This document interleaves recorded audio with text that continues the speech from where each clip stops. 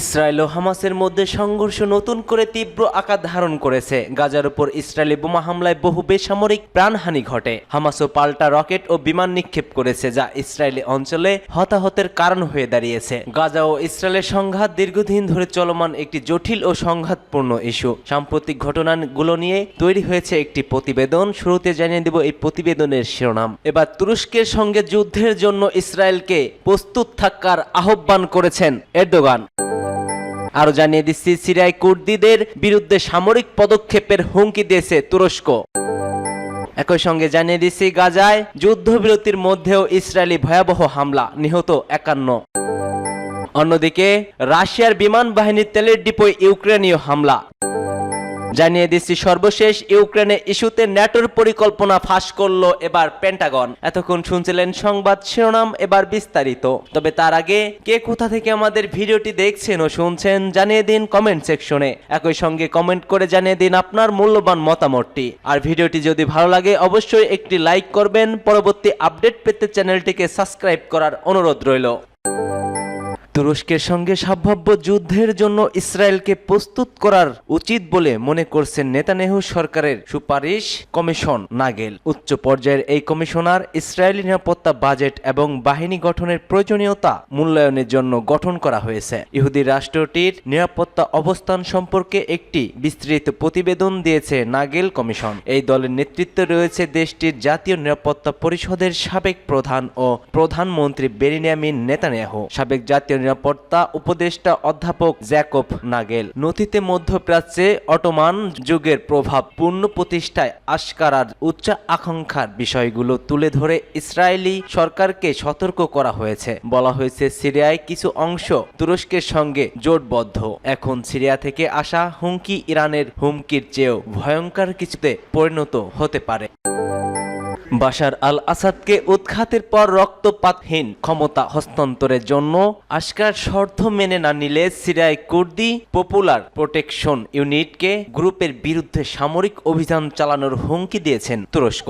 স্থানীয় সময় তুর্কি পররাষ্ট্রমন্ত্রী হাকান ফিদান একটি টেলিভিশনকে বলেন, ওয়াইজিপি আশকারা দাবি পূরণে ব্যর্থ হলে আমরা প্রয়োজনীয় সবকিছু করব। তুরস্কের প্রতিবেশী সিরিয়ার স্থিতিশীলতার সঙ্গে সঙ্গে নিজেকে ওই অঞ্চলে একটি মূল্য খেলোয়াড় হিসেবে তৈরি করতে চাইছে। ফিদান বলেন, একটি সামরিক অভিযান হতে পারে, যদিও তিনি যোগ করেন নতুন সিরিয়ার নেতৃত্ব, যার পক্ষে তুর্কি সমর্থন জানিয়েছে, ওয়াইপিজির বিরুদ্ধে লড়াই করার সক্ষমতা রাখে। বিশ্লেষকরা মনে করছেন, বিদ্রোহী বাহিনী বাশারকে উৎখাত করার ফলে সিরিয়ায় কুর্দি বাহিনীর বিরুদ্ধে তুরস্কের সরাসরি হস্তক্ষেপের সম্ভাবনা আরো বেড়ে গেছে। পিকেকে কয়েক দশক ধরে তুর্কি সরকারের বিরুদ্ধে লড়াই করছে। তুরস্ক, যুক্তরাষ্ট্র ও ইউরোপীয় ইউনিয়ন দীর্ঘদিন ধরে এটিকে একটি সন্ত্রাসী সংগঠন হিসেবে বিবেচনা করে আসছে। এই সংঘর্ষে 40,000-এরও বেশি মানুষ নিহত হয়েছে বলে ধারণা করা হয়। ফিলিস্তিনের অবরুদ্ধ গাজায় গত 24 ঘন্টায় ইসরায়েলি বাহিনীর অব্যাহত আগ্রাসনে 51 জন নিহত হয়েছেন। এছাড়া আরো 78 জন আহত হয়েছে। অনেক মানুষ এখনো ধ্বংস স্তূপের নিচে চাপা পড়ে রয়েছে। এক প্রতিবেদনে এই তথ্য জানায় বার্তা সংস্থা আনাদুলো। প্রতিবেদনে বলা হয়েছে, গাজা উপত্যকায় ইসরায়েলি চলমান হামলায় কমপক্ষে আরো 51 জন ফিলিস্তিনি নিহত হয়েছেন। এতে করে 2023 সালের অক্টোবর থেকে এই পর্যন্ত মোট মৃতের সংখ্যা বেড়ে দাঁড়িয়েছে 45,936 জনে। মন্ত্রণালয়ের এক বিবৃতিতে জানায়, নিরলস এই হামলায় আরো অন্তত 1,09,274 জন ব্যক্তি আহত হন। ফিলিস্তিনি স্বাস্থ্য কর্তৃপক্ষ মনে করছে, গাজা উপত্যকা জুড়ে ধ্বংস হওয়া বাড়িঘর, ধ্বংসস্তূপের নিচে এখনো 20,000-এর মতো বেশি লোক নিখোঁজ রয়েছেন। মূলত গাজায় অবিলম্বে যুদ্ধবিরতি দাবি জানিয়ে জাতিসংঘের নিরাপত্তা পরিষদের প্রস্তাব সত্ত্বেও ইসরায়েলি অবরুদ্ধ এই ভূখণ্ডে তার নৃশংস আক্রমণ অব্যাহত রেখেছে।